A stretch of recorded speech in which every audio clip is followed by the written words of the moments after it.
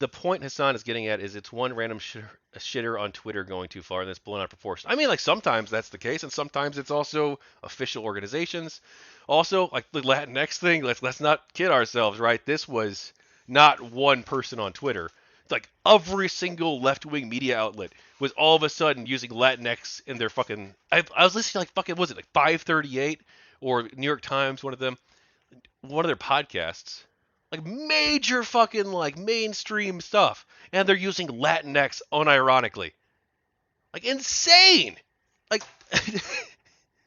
like it's not just cringe stuff. Like some of this stuff is. I think the bonus hole stuff I think is a bit cringe. Is a bit probably.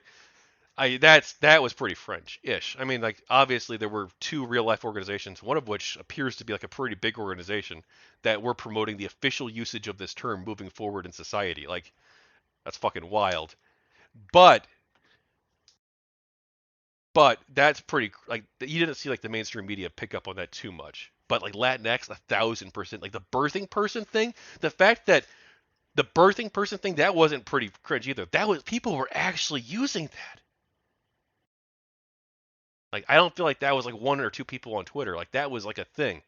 And then I think it's mostly been walked back now because like people realize how dumb it was. But like it was a thing for a while there.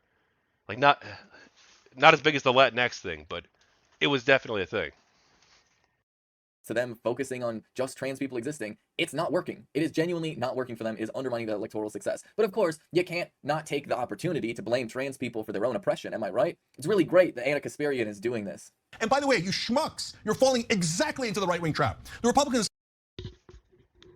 It's not responsible wielding of that spotlight. It exacerbates transphobia. Wasn't that part of it that Hassan reading it out loud about it just being a suggestion?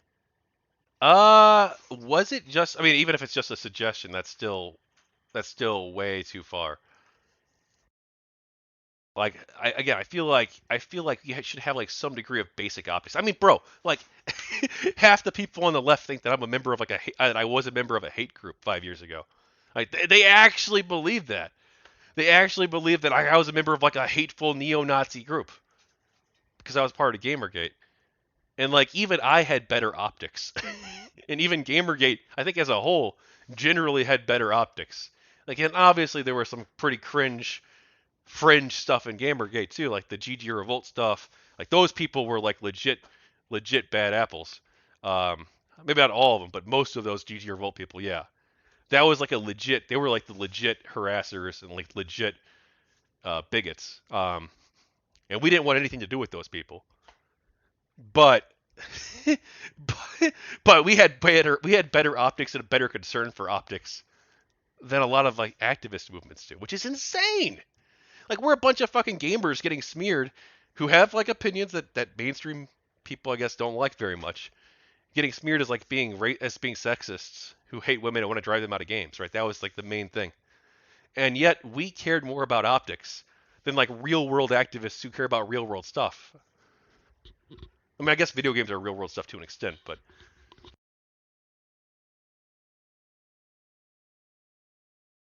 They tried everything. They tried anti-gay stuff. It didn't work. They tried trans bathrooms. You remember that? That didn't work. Kicking the transgender community out of the military. That didn't work. They drilled in until they finally found a little tiny nugget of like, hey, trans folks in like competitive sports seems a little bit much. And you don't engage them in that fight. They lose on everything else. But idiot activists, yes, I just called you an idiot. Activists go in there and go, no, I'm going to fall right into that trap, and I'm going to fight on the only losing ground we have, so we can elect more Republicans, so they can pass more anti-LGBT. I mean, the counter to this is really simple. It's like the civil rights movement, deeply and undesirably unpopular. Right, if you're winning on like every issue, and because like your arguments are good, like why would you then pick like a horrible argument to like try and win that horrible argument when like you don't have the data on your side? Right? Like I feel like I don't think that you shouldn't give away like get rid of your views. Because they're politically unpopular. I think you should advocate for them. But if you're actually wrong, then you should drop the bad views. And I feel like with the sports thing, they're actually wrong. And it's not just me, like this is like a super majority opinion in the United States. And even Shank talked about it here, where they did a focus group where they were talking with people, conservatives and liberals, a focus group of two families, and he said every single person except one in the focus group, every single person agreed, no, they shouldn't be allowed in sports.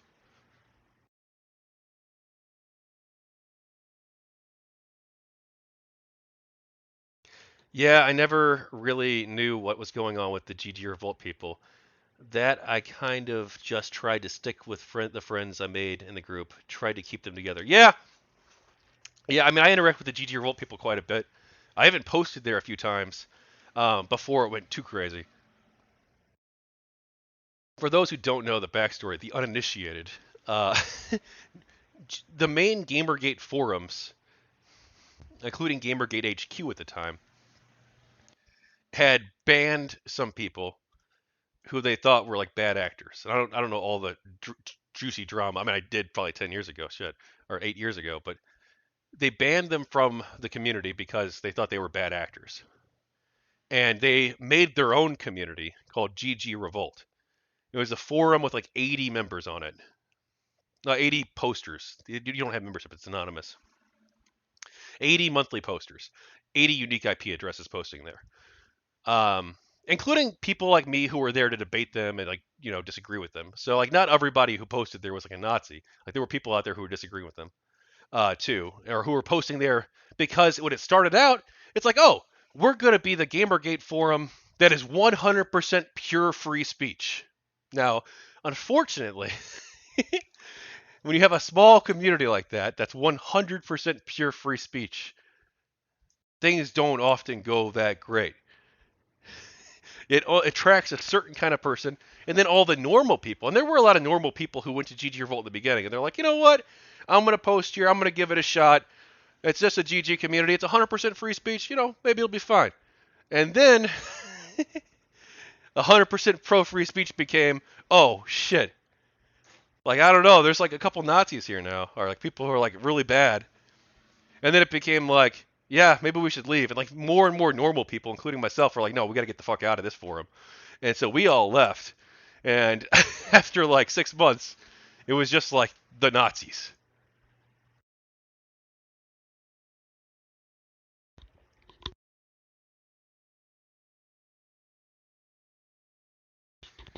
If there was one GG aligned person who did something optically bad, I imagine you take issue with people saying GG activists are going too far. Actually, honestly, I want to read the rest of your comments too, but I feel like if somebody criticized like hey look, GamerGate people are going too far because of this, I honestly feel like we'd be like, hey, that's actually a step up compared to like the normal. You're all a bunch of sexists. Like I feel like that would be a step up, right? Like I feel like okay, we're criticizing, and maybe I'd agree. In fact, I would agree with you, Hannah.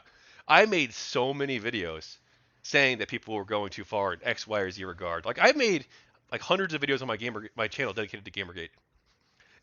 Well, maybe like if you count live streams, it's like 150 or something videos and streams altogether. And I 100% did call out people who were going too far, right? I would agree with you. I would condemn, and then I'd move on.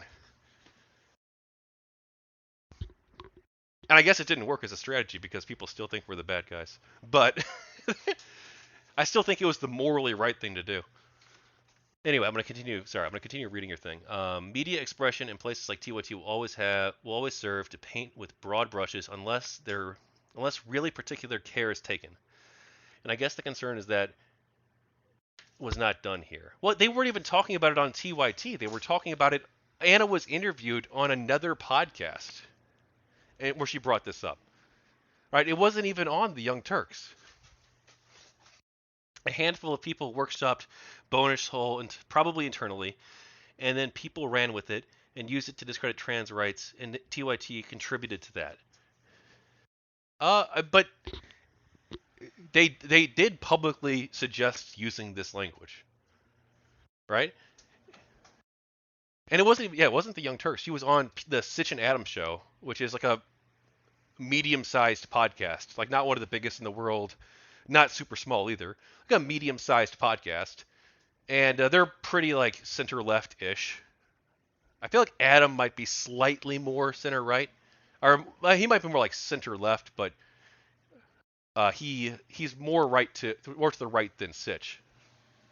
But yeah, like, not like some crazy like Nazi pod. So many people on the left were saying, "Oh, they went on a far right podcast or a right wing podcast." It's like, bro, like not at all. Like they're like milk toast moderates basically. Like Sitch is probably more of like a social democrat almost. So he's a bit more progressive, but yeah, like these are not right wing people. And like even if they were right wing, like Adam is a bit more to the right ish, and he's a pretty reasonable dude. So it kind of sucks that they got smeared as being right wing or far right because of all these people disagreeing with Anna's decision.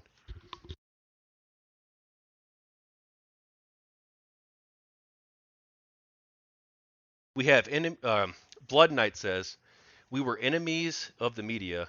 Nothing we could have done would have stopped them from vilifying us. It was still the right thing to do to call out bad behavior, even if only for the sake of making the group better." Yeah, I mean, I agree. Enemies of the media. I'm not sure how I want to think about this.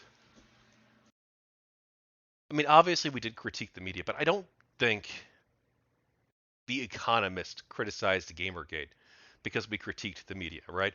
Like, yeah, 100% games journalists. We criticized 1,000%.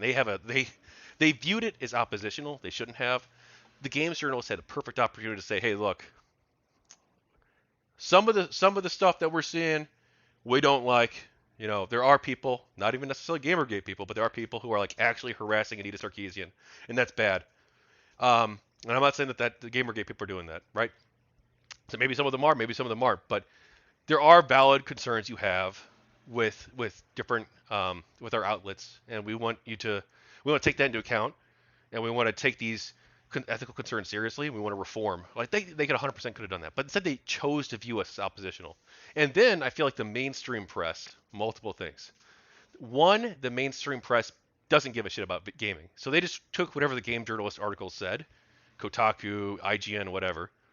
They just took whatever they said and just reprinted it, for one. And two, I feel like the only writers for the mainstream press, for the most part, who wanted to talk about Gamergate were people who had an agenda, right? So the journalists who work for CNN or The Economist and want to talk about Gamergate, they're not going to be ordinary political people. They're going to be people who have an axe to grind, probably are a bit more social justice aligned, which like is fine if you hold those views, but it shouldn't influence your objective reporting. If you're trying to present yourself as an objective journalist. So you had both people who were in the mainstream press who didn't give a shit and were like, "Oh, whatever. Kotaku says this, we'll run with it." And then two, you had people in the mainstream press who were ideologically driven, who were like, "I don't like this. I consider myself a social justice person. All the people on my team are on one side of this. I'm just going to go ahead and go with that side and back up my people." I think that's probably more likely than like the mainstream press going after us because we criticize journalists.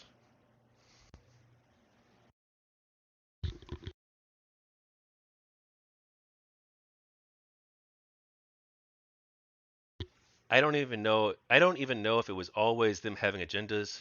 Often it was just what makes the better sounding or easier to write story. I mean, yeah, probably that too. Especially like it's such a fucking bullshit cop out that I know. Maybe Hannah, you're in the chat here. Maybe you disagree, but I feel like they'd be like, "Oh, well, we can't talk to anybody from GamerGate because they got no leader." Right? That's like one thing we'd hear often. Who's going to be the person to represent Gamergate for the story? Well, they can't find anybody because there's no leader. But bro, these these same media outlets were extremely pro Black Lives Matter, right? Also no leader, but they found plenty of people they could interview for Black Lives Matter. They couldn't find a single person they could interview for Gamergate. They couldn't look at who has the most popular Gamergate videos, right? That shit, they would be interviewing me in some cases, right? They didn't look at who's written highly in-depth articles arguing for the other side for Gamergate, right? There were plenty of people who did that, right? Ezra Klein actually wrote an article about Gamergate that was pretty balanced. You could find people who wrote pro GamerGate or neutral articles and be like, let's interview them. What perspective do they have? David Pakman, right? Let's talk about him. Why don't, or Kathy Young, like these like pretty mainstream figures that they could have been like, okay, let's interview these people, see what they think. Let's interview fucking Tachyon, right? Let's interview him. Let's interview Christina Hoff Summers. There were so many people they could have talked to. And if they said, look, this is one aspect of GamerGate, maybe even like the mainstream. And, it was the mainstream. Us being the mainstream GG. But, if they really wanted to cover like the harassment stuff, they could talk to trolls, and they could even go to like GG Revolt, where like you have like actual sexists. Or people who were more like super crazy. They could even go to like GG Revolt and interview some of those people, right? Part of being a journalist and doing your job is doing the research, doing the homework. So yeah, sure. Interview, 10 different GamerGate people, 10 anti-GamerGate people. Interview like 2 or 3 like neutral people like Ezra Klein, and then interview 2 or 3 GG Revolt people, right? You could 1,000% do that.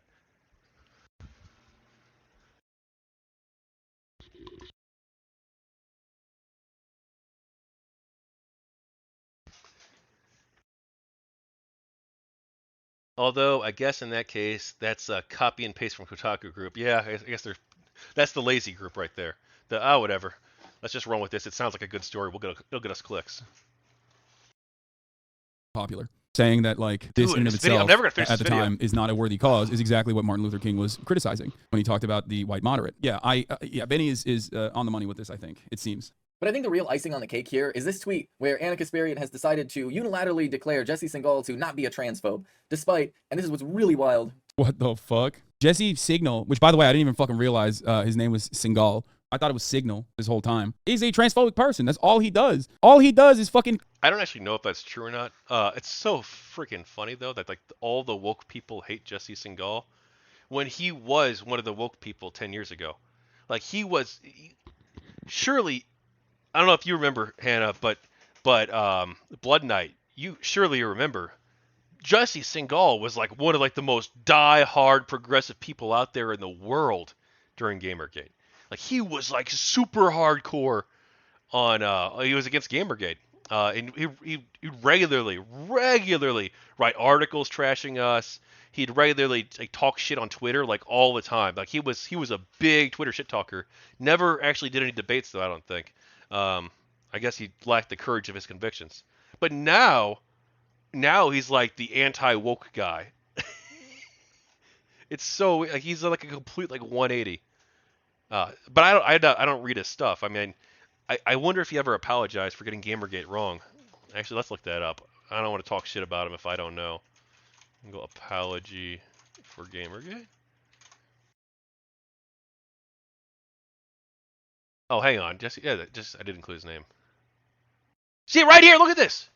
Should stop lying to journalists and itself. Yeah, but where's his apology?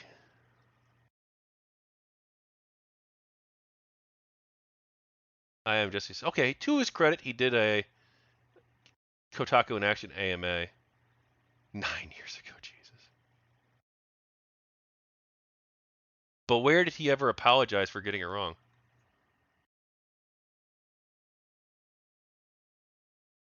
The name sounds very familiar, but I don't remember anything about him specifically. Yeah, he was. Yeah, he was. I mean, he was like a. I don't know if he was like hardcore, but he was definitely anti-GamerGate and seemed like he was like pretty friendly in the social justice camp. And now they all hate him because he's criticized some of the trans stuff a little bit. Complain about trans people. He's got trans on the mind non-fucking stop. I'm subscribed to Blocked and Reported. I have listened to endless podcast episodes from Blocked and Reported. I haven't seen anything from Jesse Singal that communicates to me that he is a transphobe, that he's a bad person. I'm not gonna lie, that in and of itself is significantly worse than any of the other tweets that you guys showed me today. You could have just shown me that, and I would have. That is the worst thing I've seen so far. It's the whole like it's the whole show me why J.K. Rowling is transphobic narrative. You know what I mean? You're right to treat transphobia like a disease. No, it's 100% mental illness. It really is. Society's transphobic. You wake up, you grow up, you develop object permanence, and you also develop certain sets of standards. Transphobia is one of those standards. I've had this conversation a million times over. So there is like a level of transphobia that everyone has. in the beginning. But then there's two avenues that you can go down. You either look at that situation. So that's the reason why most people have apathy towards trans people, right? The overwhelming majority. They just like don't give a shit. They think trans people are kind of weird, but they don't think about it that much. So there's two different ways when you see a trans person in the real world, or when you are met with trans issues, right, that get blasted in front of your face. You can go either way. You either go down the route of like not being transphobic and educating yourself about culturally speaking what role gender is played in society and how different that is from our current understanding of it. You look at biology and you become not transphobic. I myself have gone through a similar journey. Or you go in the other direction. And the other direction is really scary because a lot of people do take that path and they just become incredibly transphobic, like further and further and further. Like every single day, every new day, there's another thing that you look at that makes your that melts your mind a little bit further about how like trans people are a certain way. It's really sad. Well, Hassan actually, I don't know if I agree with Hassan here on this, but he actually does have an interesting point though. I have seen this with like I don't know about the trans thing in particular. I don't really know about that, but like there is this when you're encountered with the woke stuff, like with the anti-SJW movement, when it became big, like 10 years ago, when all these anti-social justice YouTubers and bloggers and journalists came out, it became pretty cringe after. I'd say most of them started out like really with good intentions and good arguments. A lot of them did, but over time, that whole space, or at least a lot of that space, where these anti-SJW YouTubers were, just became like, oh, everything is social justice, everything is woke. Like it's sort of like what was it? What Nina Sarkeesian said about wokeness. Um, I started to see the world that way, and once I did, I saw it everywhere. It's like it was like that for the anti-SJW people. I feel like they started to see wokeness, and they criticized like some of like the actual worst aspects of it. And then like 5 years later, these people were saying like everything is woke. Every movie that comes out is woke. Every video game that comes out is woke. Every comic book, every TV show, everything is woke, woke, woke, woke, woke, woke, woke. Maybe that's because of the financial incentive. That's what gets you the views. I don't know, but like, I think part of it was like just a genuine change. I feel like they saw it in some places, and that made them very. I think they were more or less right in some of their critiques. A lot of more, but then they just like everything became woke to them, and that's all they could see. And I think that's the same with the left wing people too. I feel like with a lot of the left wing people, everything is racist. Everything is racist. And like I and there's like no charity at all, right? Everything must be racist. I'm even everything through the prism of critical theory, and like I must like deconstruct every aspect of society, and like now I can talk about how everything is racist. Air conditioning is racist, right? Like you could go through and you could deconstruct everything, and be like everything is racist. Like remember that was the thing. Sexist air conditioners was an article that was ran in like the Guardian, that air conditioning is sexist because men and women have different preferences for air conditioning. And they were talking about it in the workplaces, that men and women have different preferences for air conditioning in the workplaces.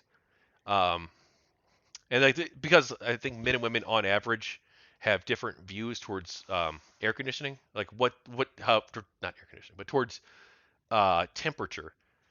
There are differences in like women prefer colder environment or warmer environments, men prefer colder environments, like things like that. And also, women can choose to wear more or less clothes in the work environment, whereas men are forced to wear a suit or forced to wear a very limited number of outfits relative to women too. And like there's certain, which is like actually kind of like a sexist thing against men, that we don't that in the workplace we have to wear like way stricter outfits, whereas women can wear almost anything they want.